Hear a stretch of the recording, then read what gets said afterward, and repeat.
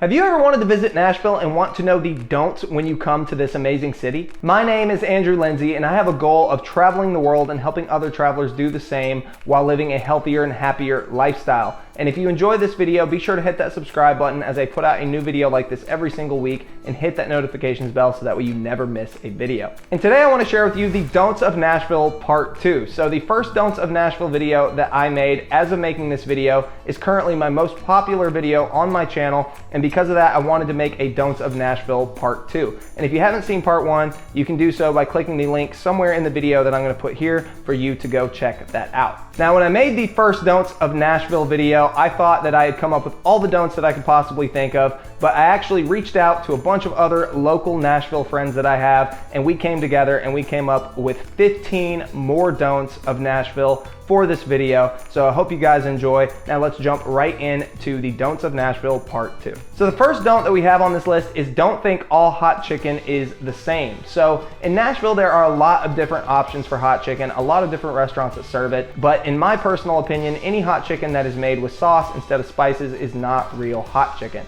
Now every single local has their favorite hot chicken spot, but some of the most popular ones are Prince's, Hattie B's, and Bolton's. Now I think a lot of people don't consider Hattie B's to be the true authentic hot chicken, but Prince's is, I think, considered by many to be the original hot chicken. Now I'm not really sure which one the original is, but if you were to ask me which one I personally recommend, at least if you want really hot chicken, if you love really hot food, is I would recommend Bolton's. Bolton's is the one that I've had the most often, and Bolton's will light you on fire even on medium heat, and this is coming from a person that loves hot food. So if you want real authentic hot chicken, I highly recommend Prince's or Bolton's, but just know that not all hot chicken is made the same. The second don't that we have on this list is don't think country music is all that we have in Nashville. So we may be the country music capital, but country music is not all we have to offer. In fact, if you step off of Broadway, you may even find it difficult to find a venue that is playing predominantly original country music. You see, Nashville is a melting pot of a multitude of different genres, and that is what attracts so many different kinds of artists from different genres to our amazing city. And the cool thing about Nashville is that there's pretty much live music being played at all times, pretty much every day of the week, somewhere in this city.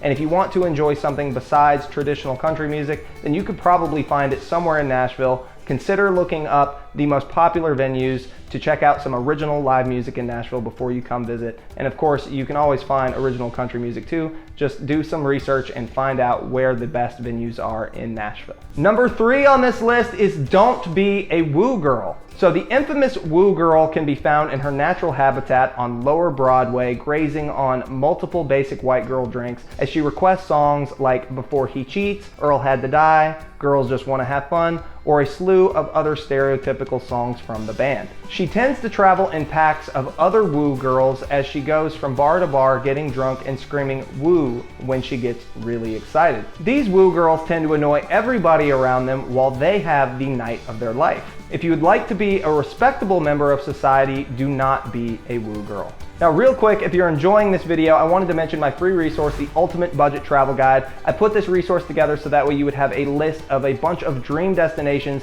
as well as all the resources that you needed to plan your entire trip, all in one place, all at your fingertips. And this is an ever-growing resource, so if you choose to pick it up, I'll send an email out anytime that I update it, so that way you can download the updated version. And if you want to pick this up, you can do so by clicking the link in the description of this video. Now let's move on to the next don't of Nashville. So the next don't we have on this list is don't fall for the best band on Broadway. So I don't know if this is still a thing or not, but there used to be this dude who would sit outside of venues with a sign that said, "Come see the best band on Broadway," or something like that, and he would charge people to see the band. Now this dude and the band were a joke. I'm pretty sure what he did was he literally just lied to people and ripped people off to get them to see one of the worst bands on Broadway. So if you happen to see this dude and he's still advertising the best band on Broadway, don't fall for it. So the next don't that we have on this list is don't overlook potholes. So Nashville has more potholes than any other city I have ever been to in my entire life. And if you are going to be driving through this city with your own car or a rental car, be sure not to overlook them, or else you will completely mess up your car by hitting all the potholes that you possibly can. So just keep an eye out for them and try not to hit potholes. The next don't that we have on this list is don't forget to try the Sightseeing Pass. If you plan on doing a bunch of paid activities in Nashville, consider checking out the Sightseeing Pass. This pass could actually help you save a lot more money than it will cost you, so definitely consider checking it out if you plan on doing a bunch of paid activities, and I will leave a link in the description to the Sightseeing Pass so you can check it out. The next don't of Nashville is don't come during the summertime. So like most southern states, it is super hot here, and on top of that, it is super muggy in the middle of summer. So if you don't want to sweat your butt off, do not come during the summertime. I'm warning you, it is super humid. I mean, it's not like Louisiana humid or like, you know, somewhere that's maybe like the swamps of maybe Florida humid, but it is still really, really humid here. So just be aware of that before coming to Nashville in the summertime. The next don't that I have on this list is don't overpay for parking. So parking in Nashville can be really expensive, but it really doesn't have to be. In fact, let's start off with the first place, and that is Nissan Stadium, where you can park completely for free so long as there is not an event going on. Right where the pedestrian bridge connects onto the Nissan Stadium side of the river, you will see a parking lot, and in that area it is usually free unless there's some kind of event going on or unless there's someone out there charging people to enter into the parking space. Now you might see signs that say something like, oh, you might get towed or whatever if you're not supposed to be there, but trust me, I worked down there for 5 years, and as long as there's nobody out there charging money, you will not get towed, and it is completely free to park there. And from here, all you have to do is literally walk across the pedestrian bridge and you'll be right on 3rd Avenue and right next to Lower Broadway. However, if this parking area is not free, then my personal recommendation is to park at the library on 7th Avenue in the parking garage, or to park in the parking garage on Gay Street. Either one of these places is usually pretty cheap, anywhere from $10 to maybe $20 if there's an event going on to park for around 8 hours.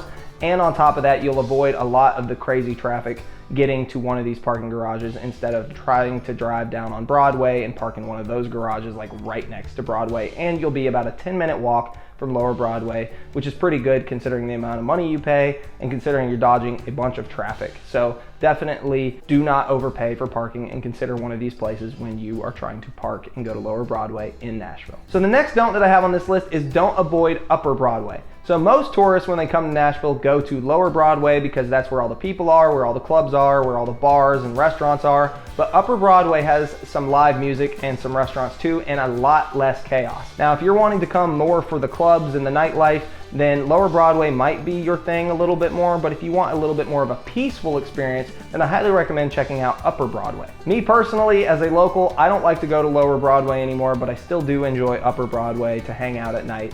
So be sure to check out Upper Broadway while you're in Nashville. The next don't that I have on this list is don't forget earplugs. So if you were coming to Nashville, you are most likely going to be listening to loud music, DJs, live music, etc. And as an audio engineer, I have been an audio engineer for literally like, I don't know, 6-7 years now. I am telling you, as your friendly neighborhood audio engineer, do not forget your earplugs, because if you do, you are at risk of damaging your hearing in Nashville. You see, these clubs get super loud, and if you plan on drinking, just know that as you continue to drink, the high end of your hearing starts to become less sensitive. So you'll think that the music's actually not that loud when it's louder than you think it is because you're intoxicated. You don't want to go to any of these venues with the loud music and loud clubs and then damage your hearing, so do not forget your earplugs.